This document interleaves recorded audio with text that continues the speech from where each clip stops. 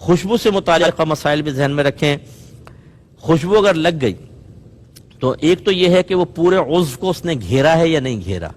جیسے ہاتھ پہ تھوڑی سی لگ گئی، پورا ہاتھ اس میں نہیں انوالو ہوا، تو اس میں پھر یہ دیکھا جاتا ہے کہ وہ کم ہے یا زیادہ.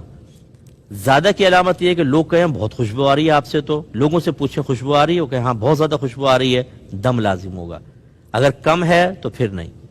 ایک تب ہے کہ جب پورا عضو نہ گھیرا ہو. اگر پورا عضو گھیر لیا تو بس پھر چاہے خوشبو کم بھی ہو دم لازم ہو جائے گا. اس لیے میں نے آپ کو سمجھایا تھا کہ جب آپ حالت احرام میں آ جاتے ہیں تو آپ لوگوں سے مصافحے سے اجتناب کریں.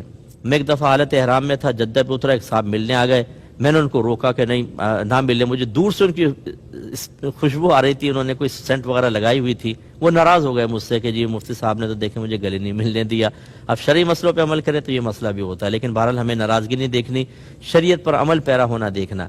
تو لہٰذا پورے اس کو گھیر لیا تو مسئلہ. تو میں نے آپ کو بتایا تھا کہ اس میں احتیاط کریں. ایسی حجر اسود کو بوسہ دینے میں بڑا مسئلہ ہے. ہمارے نادان مسلمان بھائی اور یہ خصوصاً ہندوستان پاکستان کے لوگ یہ حرکتیں کرتے ہوئے نظر آتے ہیں.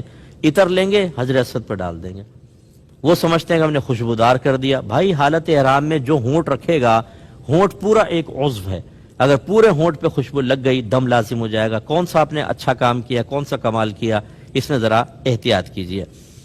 اسی طرح اگر پورے سر میں خوشبودار تیل لگا لیا دم لازم ہوگا. میں نے آپ کو سمجھایا تھا کہ آپ احرام کی 2 چادریں رکھیں، یعنی 2 سیٹ رکھیں. ایک آپ نے پہنا ہوا ہے، حالت احرام میں آنے سے پہلے جتنی مرضی اس پہ خوشبو لگا لیں. اب آپ پہنیں گے، نیت کر لیں گے، حالت احرام میں آ گئے، کوئی مسئلہ نہیں ہے. لیکن فرض کر لیں کہ آپ کو احتلام ہو گیا، کپڑے گندے ہو گئے، یہ احرام کی چادریں، آپ نے کہا چلو ان کو اتار کر میں دوسری جو لایا ہوں چادریں وہ پہن لوں. ان میں خوشبو نہیں ہونی چاہیے، وہ الگ چادریں کہلائیں گی، وہ بغیر خوشبو والی ہونی چاہیے. نہ ان پہ خوشبو لگائیں گے، اگر لگائیں گے تو آپ پر دم لازم ہوگا. ایسی ہماری بہنیں جو پہنا ہوا لباس ہے اگر اس کو چینج کرتی ہیں تو دوسرے لباس پہ یعنی حالت احرام میں تبدیل کرتی ہیں تو دوسرے لباس پر عطر وغیرہ نہیں لگی ہونی چاہیے. اور خالص خوشبو کے بارے میں بتا چکا ہوں، جیسے الائچی ہے، لونگ ہے اور دیگر چیزیں جو خوشبو بہت زیادہ دیتی ہیں، انہیں کچا کھا لیا تو دم لازم ہوگا. ہاں اگر بریانی وغیرہ میں پکا لی، اب آپ نے چبائی اور خوشبو آئی، کوئی مسئلہ نہیں، کیونکہ جلنے کے بعد خوشبو برن ہو جاتی ہے، یعنی برن ہونے کے بعد ختم ہو جاتی ہے، فنا مانی گئی ہے، پھر کوئی مسئلہ نہیں ہے.